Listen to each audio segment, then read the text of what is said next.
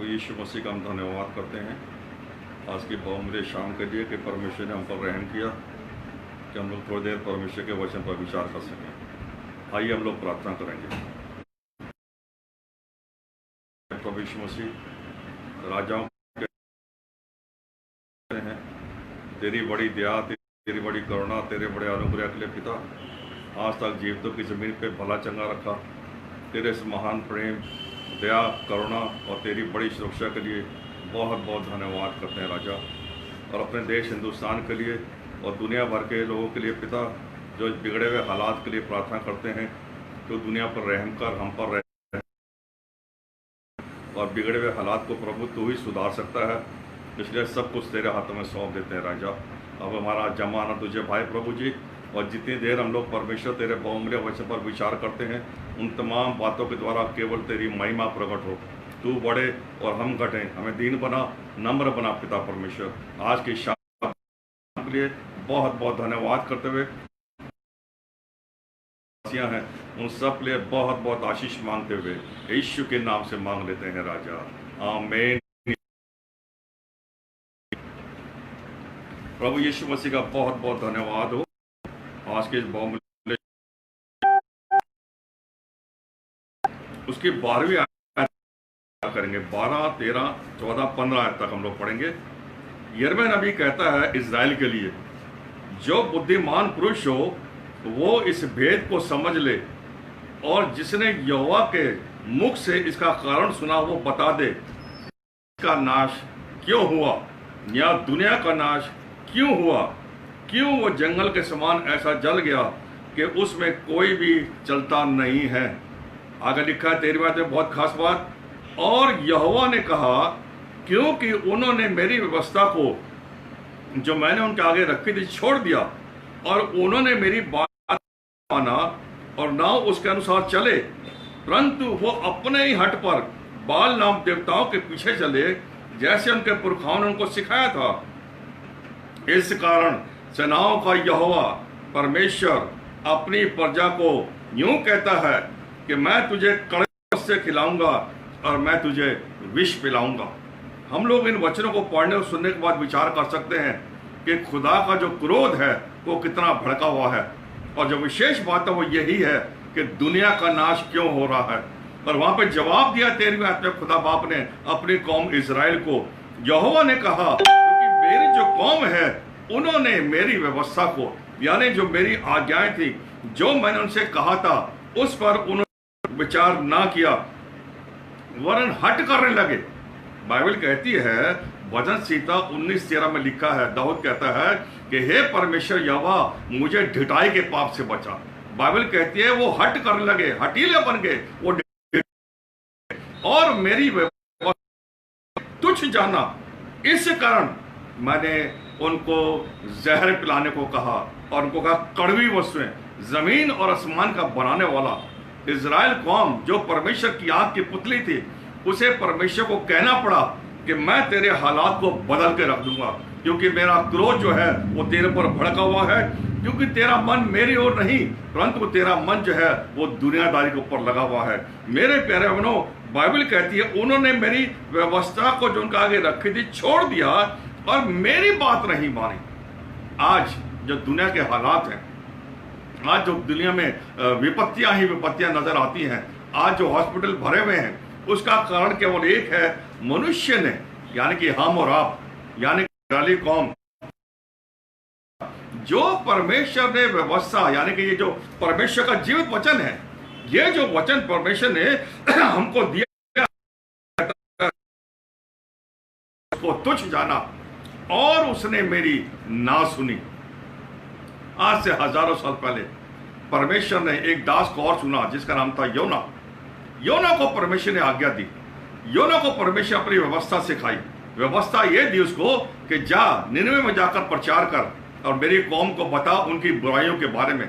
लेकिन आप जानते हैं बाइबल में लिखा है योना ने परमेश्वर की बात ना मानी, परमेश्वर की व्यवस्था को टाल दिया, और जब परमेश्वर की व्यवस्था को उसने टाल दिया तो परमेश्वर खामोश नहीं बैठा। याद रखना, आप पढ़ के देखिए योना का पहला पाठ, परमेश्वर जो है खामोश नहीं बैठा। जैसे ही योना ने परमेश्वर की व्यवस्था को टाला, और परमेश्वर की आज्ञा को नहीं माना। बाइबल कहती है वो एक जहाज में जाके छुप गया, लेकिन परमेश्वर यहोवा ने एक बड़ी आंधी को, बहुत भारी आंधी को चलाया, ऐसी आंधी को चलाया कि परमेश्वर का वचन कहता है जहाज जिसमें वो बैठा था वो डूबने लगा। योना ने सोचा मैं जहाज के निचले स्थान पर जाके छुप, मुझे प्यारे बहनों, बाइबल ये बताती है, यही यिर्मयाह का 16 का 16 की 17 में पढ़ने जा रहा हूं। यिर्मयाह 16:17 में क्या लिखा है? उनका पूरा चाल चलन मेरे सामने है।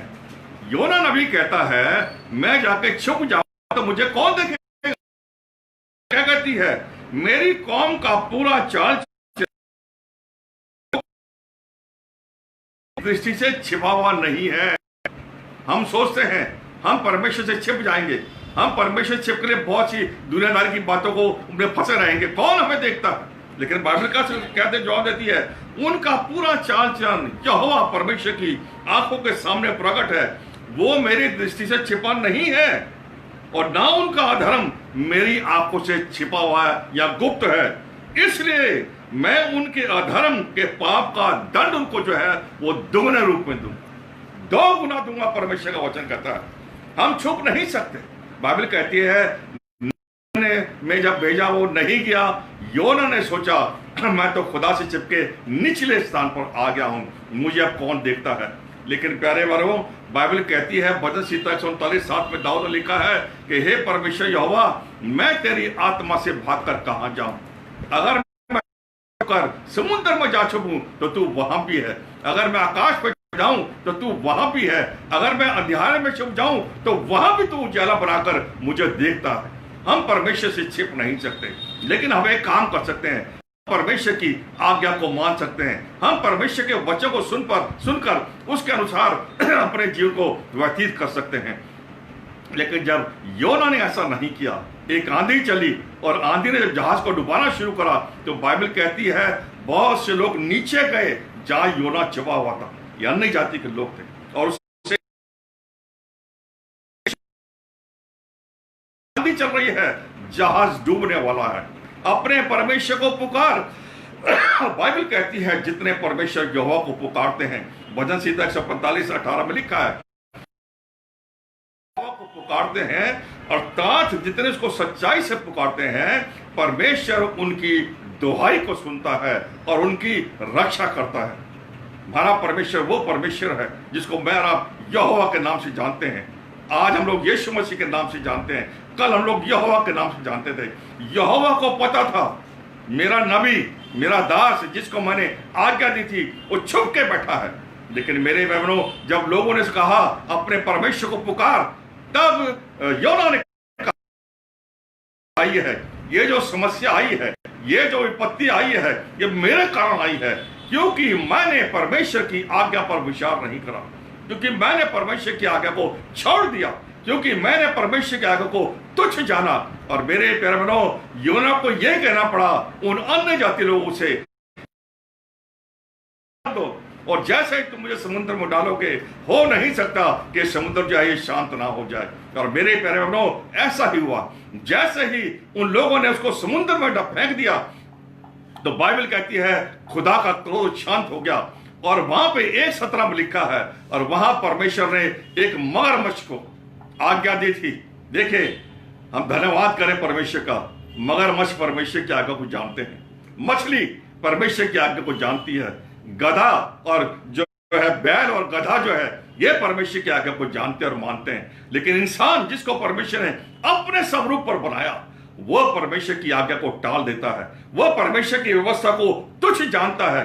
और बाइबल कहती है इस्राएलियों को परमेश्वर ने कहा यिर्मयाह लिख और इस्राएलियों से कहे देश का नाश क्यों हुआ, इस दुनिया का नाश क्यों हुआ, ये दुनिया पर ऐसी भयानक विपत्ति क्यों, लोग कोरोना की वजह से परेशान है, क्यों ऐसी भारी विपत्ति उनके ऊपर पड़ी हुई है।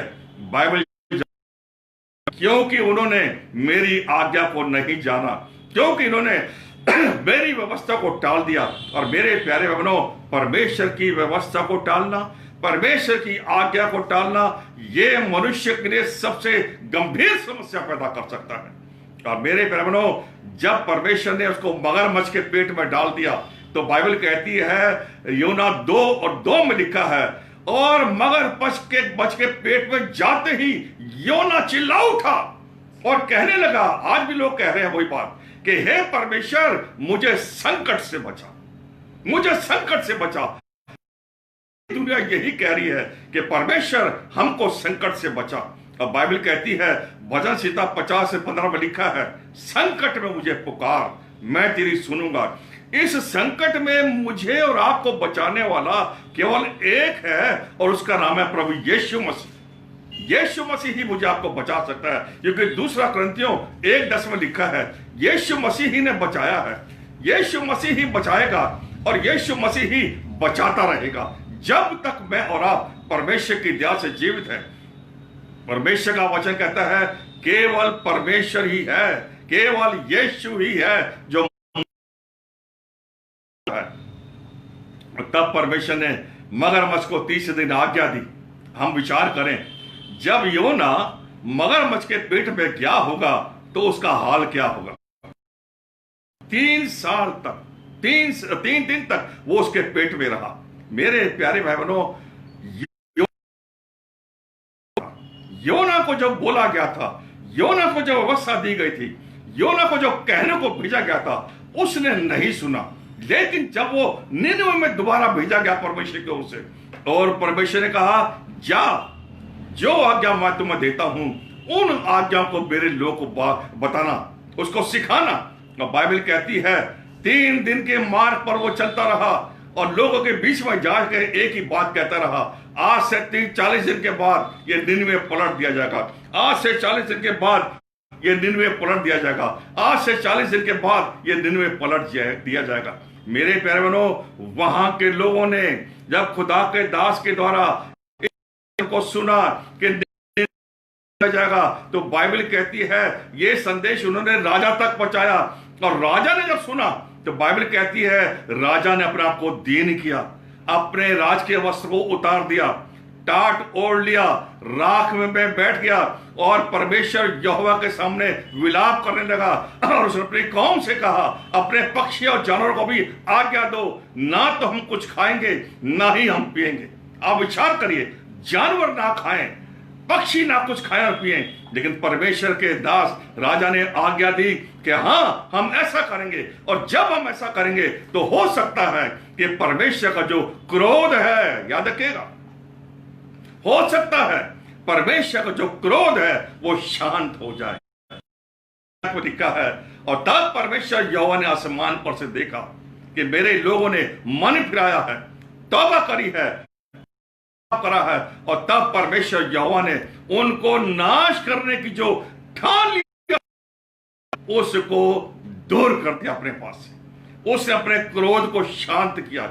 मेरे प्यारे बहनों, हमारा परमेश्वर जलन रखने वाला परमेश्वर, व्यवस्था 4:23 में लिखा है, वो जलन रखने वाला परमेश्वर है और भस्म करने वाली आग है, भस्म करने वाली आग है, जिस परमेश्वर की मैं और आप उपासना करते हैं। लेकिन निनवे के लोगों ने मन फिराया, तौबा करी, और बाइबल कहती है परमेश्वर ने उनको नाश करने की इच्छा को बदल डाला।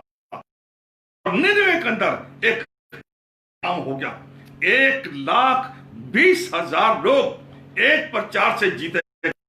मेरे को जरूरी है, मेरे को और आपको परमेश्वर की आगों को चिताना और बताना बहुत जरूरी है। मुझे और आपको बताना है कि मुझे और आपको अपने जीवन को कैसा व्यतीत करना है। आज से हजारों साल पहले यिर्मयाह ने ही ये विलाप, देखिए विलाप के 3 बाब हम लोग निकाले, ये विलाप गीत यहाँ पे 3 चैप्टर के 38वें आयत में देखिए क्या लिखा है। 38 आयत में विपत्ति और कल्याण, ध्यान से सुनिए हम लोग, विपत्ति और कल्याण क्या दोनों प्रधान की आज्ञा से नहीं होते? विपत्ति भी परमेश्वर भेजता है। यशायाह 45:7 में लिखा है, परमेश्वर यहोवा विपत्तियों को रचता है। अगर मैं और आप अपने जीवन को ठीक लेकर नहीं चलेंगे तो परमेश्वर हमारे विरोध में विपत्तियों को रचता है। और यहां विलाप के 3 अर्थ इसमें लिखा है, विपत्ति और कल्याण क्या दोनों परम प्रधान की आज्ञा से नहीं होते? यहां 39 शब्द लिखा है, इसलिए जीवित मनुष्य क्यों कुड़कुड़ाए और पुरुष अपने पाप के दंड को क्यों बुरा माने? आज जो चल रहा है ना, इंसान कहता परमेश्वर का क्रोध, परमेश्वर का क्रोध। मेरे प्यारे बहनों, यहां बाइबल कहती है जीवित मनुष्य क्यों कुड़कुड़ाए, अपने पाप के दंड को क्यों बुरा माने। 40 आदमी का लिखा है, हम अपने चाल चलन को ध्यान से परखें, यहोवा की ओर फिरें। बाइबल कहती है, यशायाह 30:15 में लिखा है, लौट आओ, लौट आओ, क्योंकि लौट आने ही में तुम्हारी भलाई है। यशायाह 30:21 में लिखा है, जब तू दाएं या बाएं मुड़ेगा तेरे पीछे से यह आवाज आएगी, देख मार्ग यही है। यीशु मसीह ने कहा, सत्य मैं हूं, मार्ग मैं हूं और जीवन मैं हूं, सब कुछ मैं हूं। जिस परमेश्वर की मैं और आप सब कुछ मैं हूं। लेकिन 41वें आयत में देखिए, पहली बात कहता है लौट आओ, 40 में कहता है हम अपने चाल चलन को ध्यान से परखें, यहोवा की ओर फिरे, और लिखा है हम स्वर्गवासी परमेश्वर की ओर मन लगाएं। सबसे जो खास बात है, मार्कुस 12:28 में लिखा है, प्रभु यीशु मसीह चेलों ने कहा कि प्रभु मुख्य आज्ञा क्या है? उसने कहा सबसे मुख्य आज्ञा यह है कि तू अपने सारे मन से, अपने सारे तन से, अपनी सारी शक्ति से, अपनी सारी बुद्धि से परमेश्वर से प्रेम कर। यहां बाइबल क्या कहती है, हम स्वर्गवासी परमेश्वर को अपने मन को लगाएं। और नीति वचन 4:23 में लिखा है, सबसे अधिक अपने मन की रक्षा कर। यिर्मयाह 17:9 में लिखा है, मन जो है ये बहुत ही चंचल है, इस मन के अंदर असाध्य ऐसा रोग लगा हुआ है जिसका कोई इलाज नहीं है। परमेश्वर का वचन है, आप वचन कहता आओ हम अपने उस जीवित परमेश्वर की ओर लगाएं और अपने हाथों को फैलाएं। हमने तो अपराध किया है और हमने बलवा किया। मानना है, बहुत जरूरी है कि मैं और आप परमेश्वर के सामने अपने अपने पापों को मान लें। पहला यूहन्ना 1:9 में लिखा है, यदि हम लोग अपने पापों को मान लें और अपने पापों को छोड़ दें तो प्रभु यीशु मसीह हमारे अपराधों को क्षमा करने में विश्वास योग्य और परमेश्वर है। पौलुस के बारे में हम लोग जानते हैं, पौलुस रसूल ने 13 पत्रियां, लाजवाब 13 पत्रियों को लिखा है। लेकिन पौलुस रसूल पहला तीमुथियुस 1:15 में कहता है, यह बात सच है और हर प्रकार से मानने के योग्य है कि प्रभु यीशु मसीह पापियों का उद्धार करने जगत में आया। पौलुस कहता है सब कह सकते हैं हम लोग, सबसे बड़ा पापी मैं हूं। और बाइबल कहती है और जिन लोगों ने वचन को विश्वास किया तो मैं चाहता हूं कि मैं उन सब के लिए आदर्श बन जाऊं। पौलुस रसूल की मन की इच्छा क्या है? पहले कहता सबसे बड़ा पापी, दुनिया का सबसे बड़ा पापी, दुनिया का सबसे बड़ा पापी। और इफिसियों 3:8 में मैं प्रेरित कहने के योग्य भी नहीं, मैं सबसे छोटा। मेरे प्यारों, क्या हम इन बातों को दोहरा सकते हैं? जीते जी क्या मैं और आप कह सकते हैं कि परमेश्वर यहोवा हमने अपराध किया है, तू हमें क्षमा कर दे। मेरे प्यारों, अगर मैं और आप परमेश्वर की ओर फिरें तो शायद परमेश्वर को मुझे और आपको ये कहने की जरूरत नहीं है देश का नाश क्यों हुआ, इज़राइल का नाश क्यों हुआ, दुनिया का नाश क्यों हुआ, क्योंकि मेरे लोगों ने, इज़राइल ने मेरी व्यवस्था को तुच्छ जाना और मेरे वचन पर विचार नहीं किया। लेकिन योना जब लौट कर आया, लौट कर आकर जब उसने प्रचार किया, 1,20,000 लोगों ने मन फिराया, तौबा करी और जीवते परमेश्वर यहोवा पर विश्वास करा। मेरे प्यारो, बाइबल कहती है लौट आओ, लौट आओ। यिर्मयाह का 3 बार हम लोग पढ़े, 3:14 देखिए वहां पे क्या लिखा है। बहुत ही बढ़िया बात, और बड़े बड़े क्रोध में आके परमेश्वर ने कहा है। यिर्मयाह का 3 बार उसकी देखिए 14वीं आयत में क्या लिखा है, हे भटकने वाले लड़कों लौट आओ, परमेश्वर के पास लौट आओ। हे भटकने वाले लड़कों परमेश्वर के पास लौट आओ, क्योंकि मैं तुम्हारा स्वामी हूं। यहोवा की ये वाणी है, तुम्हारे प्रत्येक नगर के पीछे और एक प्रत्येक कुल के पीछे 2 को लेकर मैं सिय्योन में पहुंचा हूं। आगे कहता है, मैं तुम्हें अपने मन के अनुसार चरवाहे दूंगा जो ज्ञान और बुद्धि से तुम्हें चराएंगे। लेकिन कब होगा? जब हम परमेश्वर के पास लौट आएंगे। जब तक मैं और आप परमेश्वर के पास नहीं आएंगे तो मेरे प्यारे बहनों, मैं इस योग्य नहीं बन सकते कि न्याय के दिन हम परमेश्वर के सामने खड़े हो सके। मेरे को और आप वहां पे परदेसी के समान रहना है। बाइबल कहती है मैं और आप परदेसी हैं, मैं और आप यात्री हैं। 2 कुरिन्थियों 5:1 में लिखा है, जब मेरा डेरा सरीखा घर गिराया जाएगा, बहुत ध्यान से सुनेगा, जब हमारा ये डेरा सरीखा घर गिराया जाएगा तो आसमान पर हमको एक ऐसा भवन मिलेगा जो चिरस्थायी होगा, जो राख और गारे का बना हुआ नहीं होगा, जो परमेश्वर के हाथों का बना हुआ होगा। लेकिन उस घर को मैं और आप तभी प्राप्त कर सकते हैं जब मैं और आप लौट आएंगे, और जब मैं और आप अपने देश के लिए प्रार्थना करेंगे, अपने देश को परमेश्वर के हाथों में सौंपेंगे, जब मैं और आप इजराइल के लिए प्रार्थना करेंगे, जब मैं और आप अपने समाज के लिए प्रार्थना करेंगे। और मेरे बहनों, जब मैं और आप प्रार्थना करेंगे तो हम कभी ना भूलें परमेश्वर हमारी प्रार्थना को सुनने वाला है। यिर्मयाह 33:1 में लिखा है, मैं यहोवा परमेश्वर इजराइल का रचने वाला, मैं परमेश्वर यहोवा तुमसे कहता हूं, मुझसे प्रार्थना कर। हे इजराइल, मैं रचने वाला हूं, हे इजराइल मैं बनाने वाला हूं, इसलिए तू क्या कर, मुझसे प्रार्थना कर। बड़ी बड़ी और कठिन बातें जिन्हें तू नहीं समझता, मैं परमेश्वर यहोवा तुझे समझाऊं।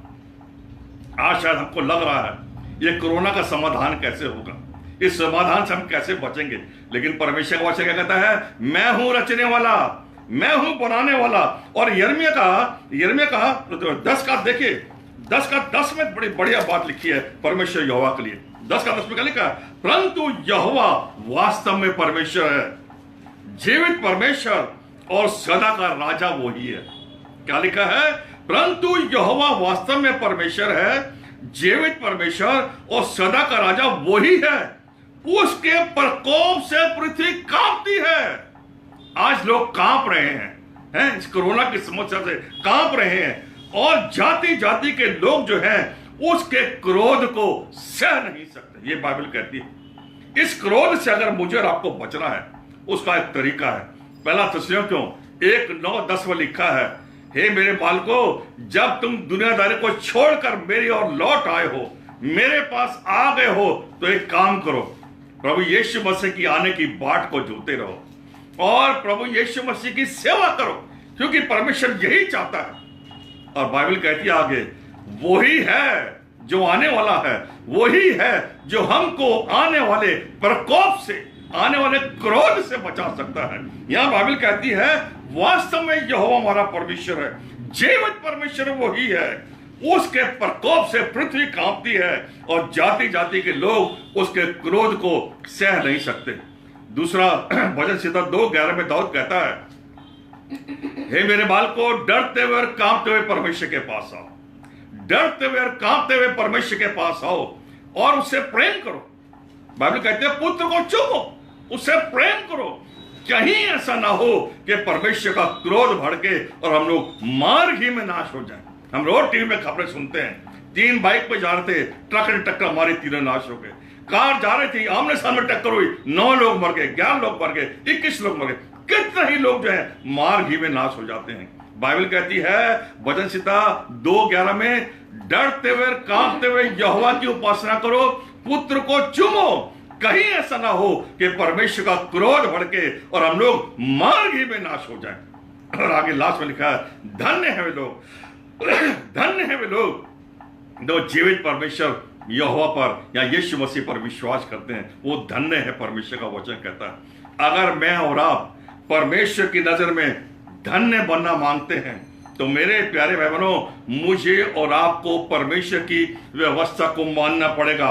मुझे और आपको परमेश्वर की व्यवस्था पर अपने मन को लगाना पड़ेगा और जब परमेश्वर की व्यवस्था पर मेरा और आपका मन लग जाएगा तो परमेश्वर का जो क्रोध है वो हमारे पर से हट जाएगा। जब तक परमेश्वर का क्रोध नहीं हटेगा, और परमेश्वर का क्रोध हटाने का एक तरीका मैंने बताया, निनवे के लोगों ने पश्चाताप करा, निनवे के लोगों ने मन फिराया, निनवे के लोगों ने तौबा करी, और बाइबल कहती है परमेश्वर का जो क्रोध था वो शांत हो गया। अगर मैं और आप चाहते हैं इन अंत के दिनों में परमेश्वर का क्रोध शांत, एक बात को मैं याद रखें, दूसरा तीमुथियुस 1:6-7 में लिखा है, पौलुस रसूल कहता है मेरे हाथ रखने के द्वारा जो वरदान तुमको मिले हैं उन वरदानों को चमका दो, क्योंकि मैंने तुमको सामर्थ की आत्मा दी है। जबकि प्रभु यीशु मसीह ने मुझे और आपको सामर्थ की आत्मा दी है, तो आइए वो करें जो परमेश्वर का वचन कहता है। भजन संहिता 1 है कि मैं खत्म करने जा रहा हूं, बहुत ध्यान से सुनिए। आप लोग कई दफा पढ़ा भी होगा, कई दफा सुना भी होगा, लेकिन सुनिए आज परमेश्वर का वचन यहाँ पे क्या कहता है। क्या ही धन्य है वो पुरुष जो दुष्टों की युक्ति पर नहीं चलता, ना पापियों के मार्ग में खड़ा होता है, ना ठट्टा करने वाले की मंडली पे बैठता है। दूसरी बात हम लोग ध्यान सुने, परंतु वो तो यहोवा की व्यवस्था से प्रसन्न रहता है, दुष्टों की संगति में नहीं बैठता, दुनियादारी के लोगों से दूर रहता है, अलग रहता है, और क्या कहता है यहोवा की व्यवस्था से जो प्रसन्न रहता है वो रात और दिन उसकी व्यवस्था पर अपने ध्यान को लगाए रखता है। कितना कठिन काम है, रात और दिन। बाइबल कहते हैं यहोशू 8 में लिखा है, परमेश्वर ने यहोशू से कहा व्यवस्था की यह पुस्तक तेरे चित्त से कभी ना उतरे, रात और दिन तू इसमें अपने ध्यान को लगाए रखना, और जो कुछ इसमें लिखा है वैसा ही करने की तू कोशिश करना। जब तू वो करेगा जो इसमें लिखा है तो मैं परमेश्वर यहोवा तुझसे वायदा करता हूं तू प्रभावशाली हो जाएगा और तेरे जीवन के सारे काम जो है वो सफल हो जाएंगे। अगर मैं और आप चाहते हैं हमारे बच्चे सफल हो जाएं, अगर मैं और आप चाहते हैं कि मैं और आप सफल हो जाएं, तो बाइबल कहती है व्यवस्था की यह पुस्तक तेरे चित्त से कभी ना उतरे, क्योंकि परमेश्वर ने कहा कि देश का नाश क्यों हो गया, क्योंकि मेरे लोगों ने मेरी व्यवस्था को नहीं माना और मेरी बातों को टाल दिया, मेरी आज्ञा को टाल दिया। बाइबल कहती है दूसरी आयत, परंतु वह तो परमेश्वर की व्यवस्था से प्रसन्न रहता है और उसकी व्यवस्था पर रात और दिन ध्यान लगाता है, और वह उस वृक्ष के समान होता है जो बहती डालों के किनारे लगाया गया और अपने ऋतु में फलता है, जिसके पत्ते कभी मुरझाते नहीं, हरे भरे रखता है परमेश्वर। इसलिए ध्यान से सुनेगा, इसलिए जो कुछ वह पुरुष करता है उसे वो सफल होता है। सफलता अगर चाहिए तो परमेश्वर की आज्ञा पर विचार करना पड़ेगा। लेकिन चौथी आयत में लिखा है दुष्ट लोग ऐसे नहीं होते, वो भूसे के समान होते हैं जो पवन के कारण उड़ जाती है। और 5 आयत में लिखा है इस कारण दुष्ट लोग अदालत में ठहर न सकेंगे और न पापी धर्मियों के मंडली में बैठ सकेंगे। 6 आयत को लोग कुछ ध्यान से सुने, क्योंकि यहोवा धर्मियों का मार्ग जानता है। परमेश्वर यहोवा धर्मियों का मार्ग जानता है, परंतु दुष्टों का जो मार्ग है वो नाश हो जाएगा। अगर मैं और आप चाहते हैं परमेश्वर मेरे को आपको रहे, अगर मैं कोरोना के भय से आजाद हो जाए, अगर मैं आप चाहते हैं तो विलाप भी 3 के अनुसार 38 के अनुसार हम कहें प्रभु हम हाथों को उठा के आपसे विनती करते हैं, हम अपने अपराधों को मान लेते हैं, हम पर दया करिए, क्योंकि आपकी दया के बगैर हम विपत्तियों से बच नहीं सकते। भजन संहिता 34-70 में दाऊद कहता है धर्मी जन दुहाई देता है और परमेश्वर यहोवा को सुनता है और उसको सारी विपत्तियों से वो आजाद कर देता है। मेरे को और आपको, मेरे आपके परिवार को, मेरे आपके देश को, मेरे आपकी दुनिया को एक ही है जो विपत्तियों से बचा सकता है, उसका नाम है प्रभु यीशु मसीह। वह प्रभु यीशु मसीह बहुत ही जल्दी आ रहा है और इससे पहले कि वो अचानक आ जाए, आइए जागते रहें, तैयार रहें और निरंतर प्रार्थना में रहकर आत्मा वाला जीवन व्यतीत करें। खुदा आपको आशीष दे। आइए हम लोग प्रार्थना करेंगे। मुझ पर हुई है कृपा, बेकार न जाने दूं, जिसने मुझे है चुना उसकी ओर मैं बढ़ूं, देखूं तेरी सलीब पर खींचा मैं जाऊं, देखूं तेरी सलीब पर खींचा मैं जाऊं, मैं जीऊं